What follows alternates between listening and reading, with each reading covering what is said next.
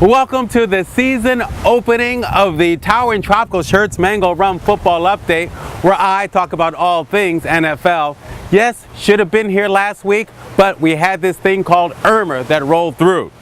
First and foremost, to all of my friends and family and everybody in the VI strong. We will get through this. To all of my friends in Florida and anybody else in the path who was in the path of Irma, hang tight, be safe. We will survive. We will overcome. Now, that being said, let's talk some football. We got some great games this weekend. We are going to start off with one which I think is going to be a classic already. It's going to be the Packers going down to Atlanta to take on the Falcons. A rematch of last year's NFC Championship game, which was won by the Falcons, by the way, in case you forgot. I like the Packers in this game. Both teams are coming off victories from week one, but I like the Pack, and this is why. Yes, I know Atlanta is playing in their home opener, and they have a high-powered offense, and they crushed the Packers when they played in the playoffs. But this time around, the Packers actually have four guys in the secondary who are actual NFL players, not four guys that they picked off the parking lot in Denny's. That is going to make all the difference. I cannot stress enough how important it is to have four NFL quality cornerbacks and safeties when you go up against the Falcons. I like the Packers in that one. Another matchup of undefeated teams. We got the Kansas City Chiefs hosting the Philadelphia Eagles. Here to make this game so interesting, Andy Reid, the coach of the Chiefs, mentored Doug Peterson, who is in his second season, I believe, yes, of coaching of the Philadelphia Eagles. So we've got the Jedi and we've got his apprentice going up against one another. I like the Jedi, I like the Walrus. Huku Kachu. Why? Because I think they have a much better defense than people think. They managed to stifle the Pats last week.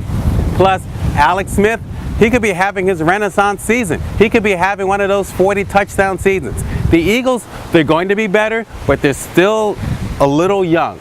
It's a big game for them. They're going into Kansas City, tough place to play. I like the Chiefs in that one. Now let's go to Denver, where the Cowboys are riding in to take on the Broncos.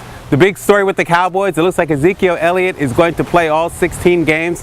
His suspension did not hold up, which is great news for fantasy owners who drafted Ezekiel Elliott, and better yet, great news for the Cowboys, because he is a force behind that offensive line. And when he runs well, it means they're blocking well. It means Dak Prescott has plenty of time to do play action and throw the ball downfield. The Broncos, they're going to be a little bit of an enigma right now. Trevor Siemian, their quarterback, looked pretty good last week, but it took a blocked field goal for them to beat the Chargers. However, I like the Broncos here, mainly because A, they've had plenty of time to prepare. B, most importantly, last year they couldn't stop the run. They held Melvin Gordon of the Chargers last week to 54 yards when the previous year he ran for over 200. I think their defense against the run is better. I like them to win this game. I know, right? Who knew? Next game I really can't wait to watch is the Vikings going into Pittsburgh to play the Steelers. Here's why. Vikings QB Sam Bradford, oh my God, did he look like Joe Montana against the Saints defense? I mean, he threw for 340 yards, 3 touchdowns. He only had 5 incompletions, 3 of which were drops. We all know about the Viking defense, but it was the Viking offense that carried the day for him on Monday Night Football. Meanwhile, the Pittsburgh Steelers, they did what they always do when they go to Cleveland. They beat the Browns. Their defense played very, very well. Now, granted, they was going up against a rookie quarterback, and again, it was up against the Browns. Now, we all know what they can do offensively. Le'Veon Bell is back. He didn't play much last week because of the holdout, but he'll get more touches this week. And Ben Roethlisberger and what's his name? You know who I mean. The wide receiver that everybody likes. Anyway, we know what their offense can do.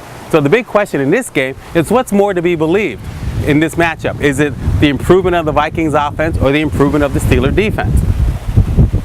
I like the Steelers in this game. I just think that Big Ben is going to make enough plays. I'm not really sold on Sam Bradford as the stud yet, but let's see how it goes in week 2. And finally, the other game that I'm really looking forward to seeing, it's the New England Patriots going down to the Big Easy to take on those New Orleans Saints. Here's the thing.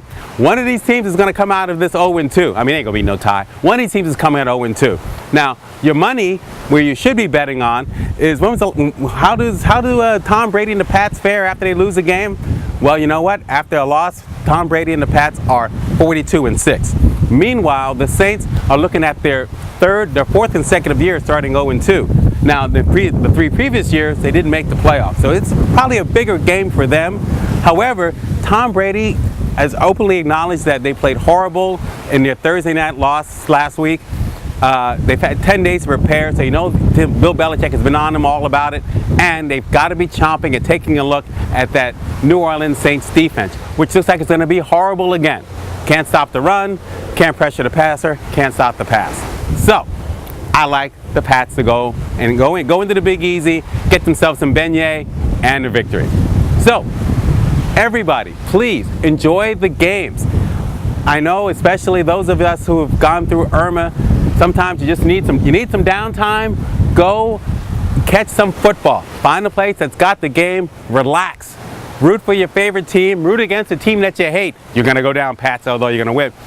But just go out there and enjoy some football. And like they say, be strong.